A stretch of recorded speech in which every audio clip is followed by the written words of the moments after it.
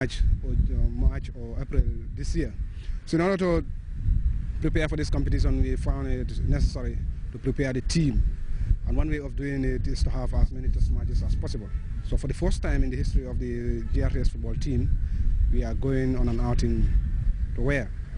It's to the Upper River region in Basse to play one of the biggest teams in Basse, that is Harlem FC. We intend to play a number of test matches with another team that is yet to be decided by the sports committee there. But Harlem FC is one of the biggest teams in Basse, so we intend to play a test match with them to test our strength, not only to test our strength, but also to prepare ourselves tactically, technically for the upcoming tournament, which you know is very, very important to us. We have been participating in the tournament all these years, but this year we're more committed with the support of management. Management has been very, very supportive. We wish them a very successful trip. And before we end this edition of the news, a quick reminder of our headlines. WHO and the Ministry of Health have convened a national policy panel with other critical players in the health as part of the drive to reduce the prevalence of malaria in pregnancy in 3 sub-Saharan countries. France has announced massive troop reductions in northern Mali more than a year since Paris launched a major offensive against Islamist fighters in the West African country. And an explosion at a chemical plant in Japan killed at least 5 people during maintenance works on a heat exchange equipment. That's all in this edition of the news. Thank you very much for watching. Enjoy the rest of our programs.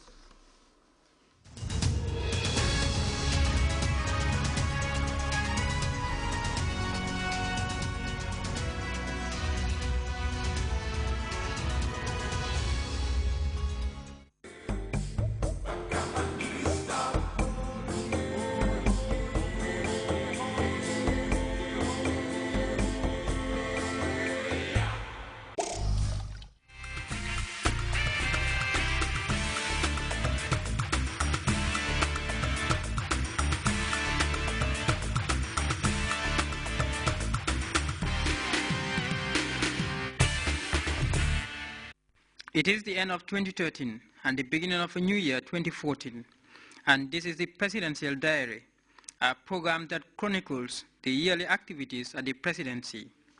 It was, as usual, a very busy year for the presidency, a year characterized by a series of programs and events ably led and supervised by the man leading the country's development charge through to the second decade of the 21st century. The year began with what could be termed as the ideal meeting between President Jammeh and workers under the office of the President. So much for the goodwill, a moment to relish for many as the Gambian leader maintained his call for greater attitudinal change towards work. But I think the SG Secretary will take care of this, okay? But what is more important is the fact that since the budget is on the Minister of Interior, we will get you your money back. If anything you want, we will get it from the budget because it is already budgeted for. But we can work with finance and see whether that, in fact, that portion of the NGO affairs, the budget for the NGO affairs is transferred to the office of the President. Prioritize your programs based on the development aspirations of your institution so that by next week, when you come here, you come with your areas of priority and then you work together and see how we can guide each other to make sure that we put it into a proper perspective based on the resources available. There were very pertinent issues that crept in from the previous 12 months, not least the EU-Gambia relations, and the President during a cabinet meeting had his and the government's firm stance on the matter. The nation rallied and at some point, youths led a flurry of countrywide show of support to the Gambian leader and his government stance regarding the issue. The National Assembly convened a special session to discuss the matter, and the House was unanimous in condemning the EU for its ultimatum to the government. Fittingly enough, Kanilai, the birthplace of the President, was the scene of a massive rally by thousands of youths. President Jammeh himself was out to lay down another marker, the latest in a remarkable tenure in office. It is not a show of solidarity, it's a show of patriotism and true faith in the supremacy of the Almighty Allah. I don't think I need to tell anybody, Asian, European, or Latin American, or African, or whatever you are, who I am and what I stand for. I am Yahya A.J.J. Jammeh, born in 1965 in Kanilai, and I was born a few months after independence. That tells everybody that I didn't want to be born under colonialism.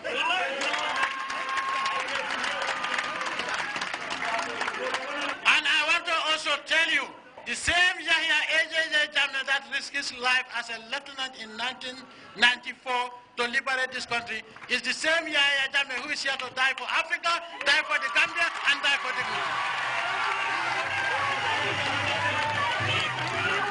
In 1994, when Gambia was a very backward, dilapidated country, I was ready to die for the Gambia. Today, after 18 years of progress, I am ready to die now for the Gambia. Independence even Banjul, and the president delivered a message to the Gambians. Fellow Gambians, friends of the Gambia, distinguished viewers and listeners. We are thankful to the Almighty Allah for the rich blessings showered on us and for granting us the divine favor of celebrating the 40th anniversary of the Gambia's attainment of independence from British colonial rule. This is a day we look forward to with joy and optimism as it consciously rekindles in us the proud feeling of being in charge of our own affairs and our destiny in ways we consider best as a nation.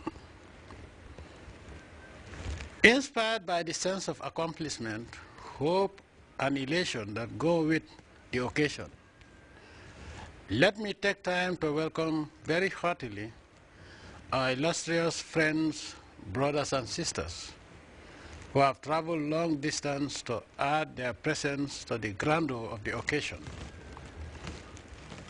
To each of them I say, on behalf of my government and the people of the Gambia, welcome to the smiling coast of Africa, and thank you for coming to celebrate with us. We entreat you to feel at home in our dear motherland. Fellow Gambians, it is barely 2 months when Gambians spontaneously demonstrated their vehement and uncompromising opposition to conditions that the European Union wanted to impose on the Gambian nation. The spontaneity of the solidarity marches and the reactions that erupted, involving all categories of society, is symbolic of the significance Gambians attach to their dignified existence as a sovereign nation and the degree of patriotism and political maturity that marks Gambian society today. It is in sync with this wave of developments and patriotic manifestations that the theme chosen for this year's celebration is, and I quote, national sovereignty and patriotism in nation building, unquote. Fellow Gambians, friends of the Gambia, distinguished viewers and listeners. Nations are defined by their citizens in relation to the common identity, sense of direction, sets of interests, and other peculiar traits that bind them. Taking this further, holding a nationality connotes belonging to a peculiar stock of people with a distinct way of life within a definite geographical area, all of which define their multiple contexts. The relevance of our existence, and therefore our identities, are inextricably linked to those contexts. This accounts for differences in our value systems and cultural heritages.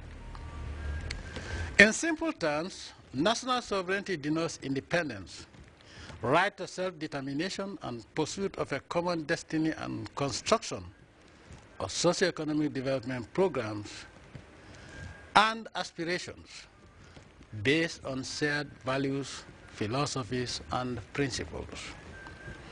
Against this backdrop, It is in the interest of all citizens